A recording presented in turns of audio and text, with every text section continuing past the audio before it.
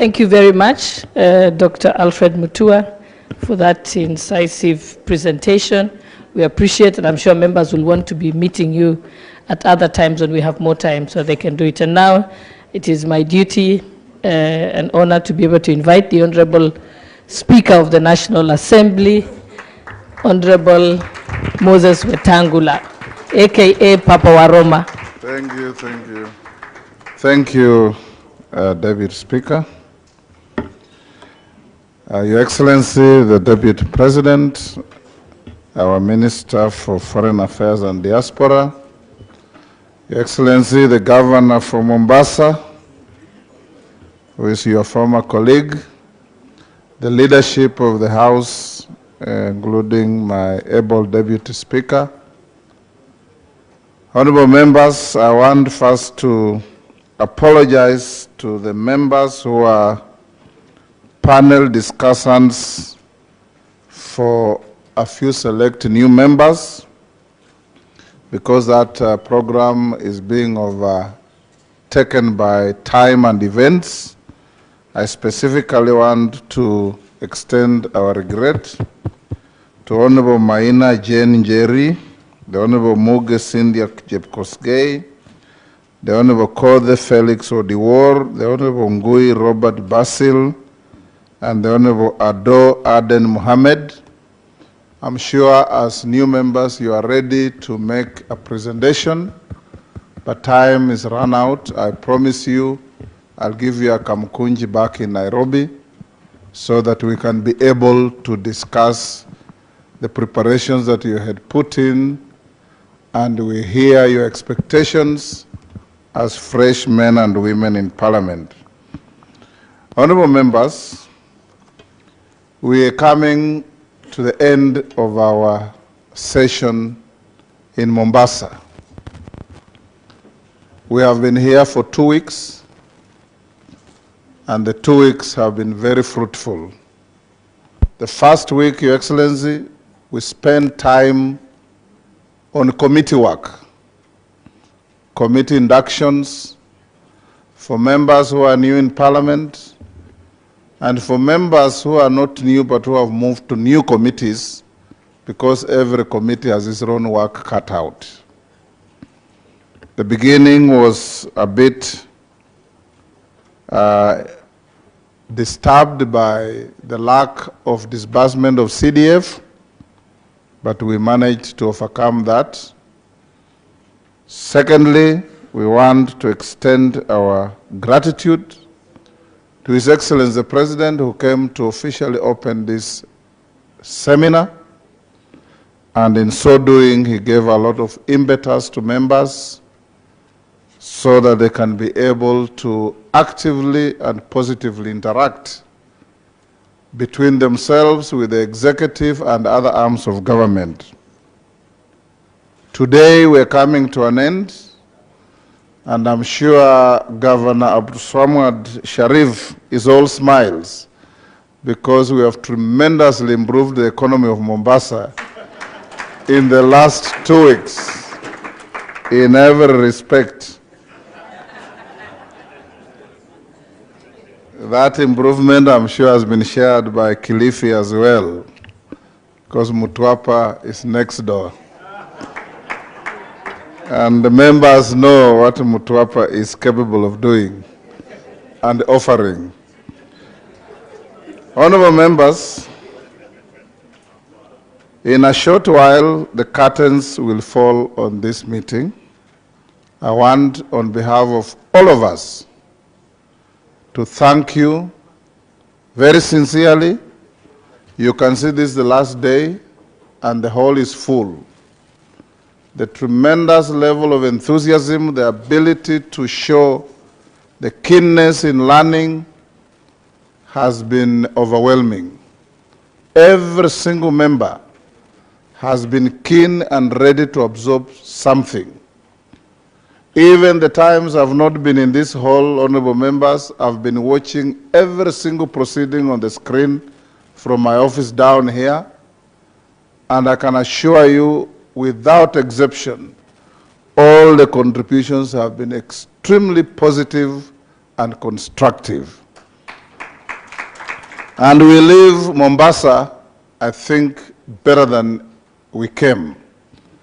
Armed with better skills, better vigor, better enthusiasm, better knowledge, ready to meet the challenges that our country has placed on our shoulders. As members of parliament, you are responsible for legislation. Whatever the executive does cannot have any force of law without coming through you. So you hold a very critical role in our democracy. You heard us tell you here that even delegated legislation by various agencies and arms of government have no force of law until and unless they're approved by yourselves. So you have that onerous responsibility to ensure that you keep abreast with the developments, and that's why among the many, many issues we have discussed here, Your Excellency, includes modern changes in society, cybersecurity, working in an environment that is now virtual in many respects, developing bills, bringing motions to the House, the responsibility of accountability, that members have an oversight role, the appropriations of public resources. You know, they have a dual mandate of assigning money to the executive, and they must also look at how the executive spends this money. All these are issues that we have discussed, and I think we live here raring to go. In the process, we have also, as members of parliament here, asserted very firmly that we want a seamless engagement and relationship with all the two other arms of government. We don't want to be bedeviled by tensions and rifts and shouting at each other instead of talking to each other.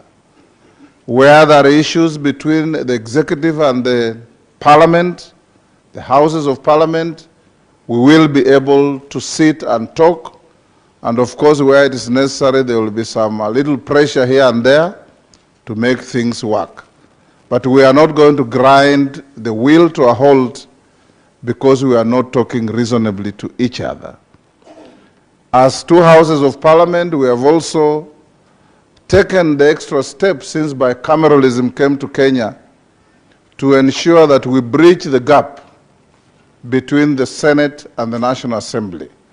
And this is going to be demonstrated this afternoon or this evening when Speaker King and I are hosting a joint Senate National Assembly gala dinner for all of us so that we can be able to move together.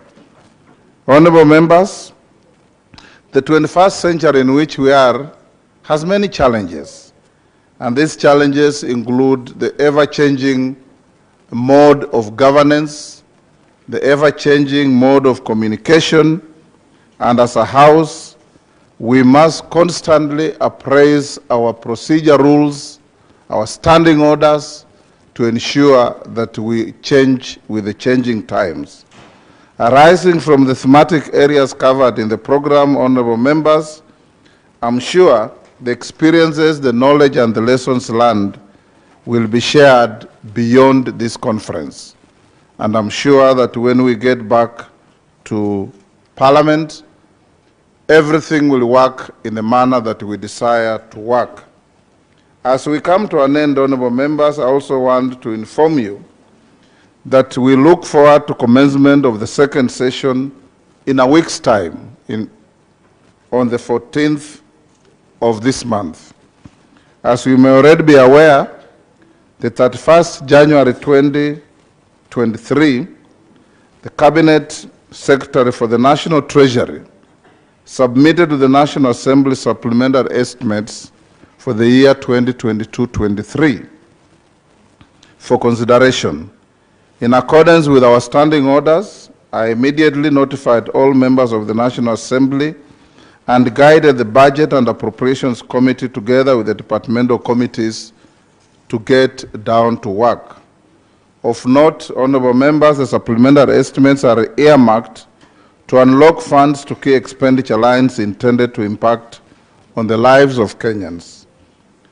To this end, I therefore direct committees to commence consideration of the estimates and endeavor to report to the House upon the resumption of the second session on 14th of February 2023. This will free the House to now shift focus on consideration of the budget policy statement, the BPS, for the year 2023-2024, that is expected to be before the House by the 15th of February 2023. And it's a priority that we must give, because if we do not consider those priorities, then the operations of the country, because government is not about executive, it's about all the three arms, the judiciary, the legislature, and the executive. So as we go back to Nairobi, honorable members, you will be able to find your interests full. I want to urge members who are chairmen and vice chairpersons of committees to get down to work and do what you must do so that we get things moving. Honorable members, I'm sure you have learned from this workshop and seminar and induction that the quality of legislation in any parliament does not and will never lie in the debate on the floor of the House. It lies in committee work and eventually lies in the committee of the whole, what we call the committee stage of consideration of bills. You can give very mercurial submissions to a bill, say everything you can, even promise that you will bring amendments to make it a better law. Then when we get to committee stage, you are nowhere. Those mercurial submissions come to naught. So to make a good law, you must be attendant to detail at the committees and at the committee stage of parliament. That is when you can be able to change the content of a bill. Otherwise, you can speak very well and you go away. It will be fodder for the media and no more, because it will not find itself in its way into the law. That's why I want to urge committees, like I've said before, when the debates are going on, there are certain members who, for reasons beyond their control, may make good contributions but not be there at committee stage.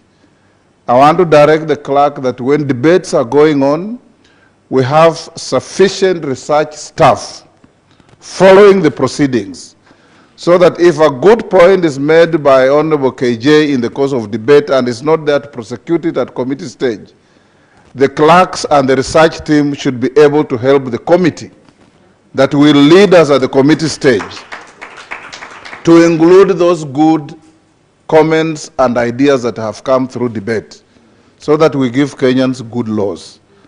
The House has enough personnel to do that, and we will do that. And those who sponsor bills, whether you are chairman bringing bills engineered from the executive or private members' bills, these facilities will be available to all of you at all times, so that we give this country the law that we deserve, not the law like what you have seen here in the pensions law, that is clearly unconstitutional in content and ridiculous in structure. We need to have proper laws that lead our country to be an admirable country in the current dispensation. I want to stop here, honorable members, by once again thanking you for your industry, thanking you for your cooperation, thanking you for your production, and above all, for the camaraderie you have shown each other. Throughout the proceedings, Your Excellency, I have not seen a single member raise a voice on any issue beyond the expected decibels. We have had members speak with decorum, members speak with candor, and members have spoken, as KJ is saying, with conviction. And that is as it should be. As your speaker, I want to assure you that each and every one of you has and must have unlimited access to me. Each one of you, where you have issues, I'll be there with our support staff to work with you.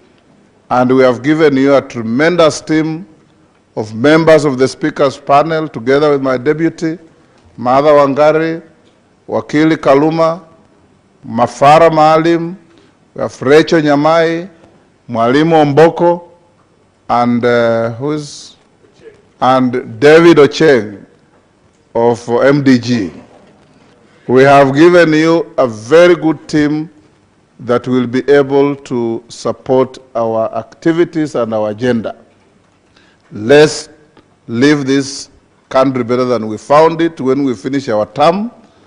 And on the issue, as I finish, of pension, we also truncated your discussions on pension because we are going to the closure. I want to direct the clerk, the time allowing. We also have a Kamkunji, so that members can appreciate and understand what is it you're contributing to. What is your expectation if you fall out and throw away your 5 years? What is your expectation if you serve 2 terms, 3 terms, 4 terms, or whatever number of terms, so that even as you budget for your future, you budget from a factual situation. So we will be able to engage, and like I did say briefly here, the team of Honorable Murugara, on your own causation, you must pick up the Parliamentary Pensions Act and look through it properly, bring it to the level where it appreciates that we have 2 houses of Parliament, and above all, make it very clear that the widow and the widower are equal in law, and there is no way we should discriminate any one of them. Allow me, members, now to invite His Excellency, the Deputy President. We can be upstanding to come and give his speech to close our seminar. I once again want to thank you for keeping your presence in this wonderful facility up to the end of our seminar. I know some of you have flights back, but let's spare time. This evening, I've invited His Excellency. I've invited my friend Alfred Mutua, the Minister. I've invited the Governor of Mombasa. Also encouraged him to behave like the late Karisa Maida, to come and join us in our gala dinner. Your Excellency, you have the floor. You may be seated. Thank you.